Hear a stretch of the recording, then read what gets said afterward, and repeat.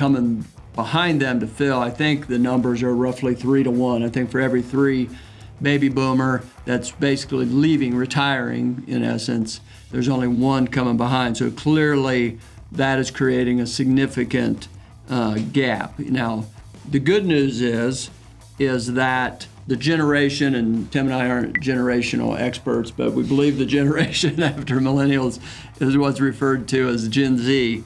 And that would be kind of your high school, even somewhat junior high, but primarily high school up through early 20s. Right now, what we're seeing, what the trends are, not just we, but what the studies are showing, is that group, the Gen Z, is less, they're more wary of a lot of debt, a lot of college debt, and they're more embracing the careers and those opportunities. And we'll get into a little bit more, some more about that and what we're seeing. Yeah, so I think there's some paradigm shifting going on. I mean, there's definitely a lot more opportunity.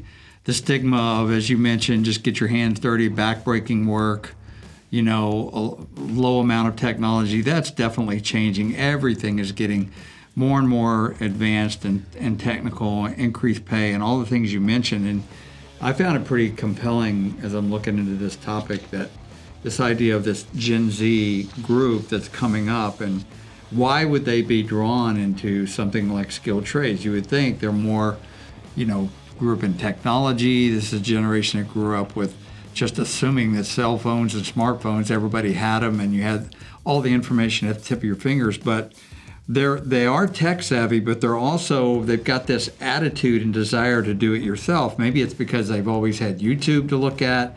Now it's TikTok. All of these quick and easy ability to look at how to learn how to do something and then apply it right away. So they're compelled by that. And they've also grown up in this gig economy kind of world where, and by gig economy, if you're not familiar with that term, we mean you can have a short-term job, a gig, like think of a band that has a gig. You can have a short-term opportunity that doesn't necessarily define what you're going to do for a long-term. So they've grown up with this idea that I can switch, I can change, I can be mobile.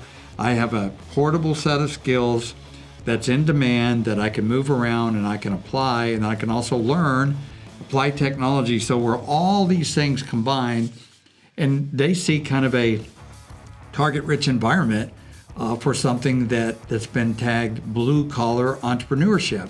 So they get a chance to go out on their own, start something, learn a trade perhaps, and kind of scratch that itch about, hey, I can do this myself with my own hands. So they're less compelled to move into a virtual world, like maybe millennials tended to go into, and more into a hands-on do-it-yourself world. So great opportunity for them to move into a skilled trade.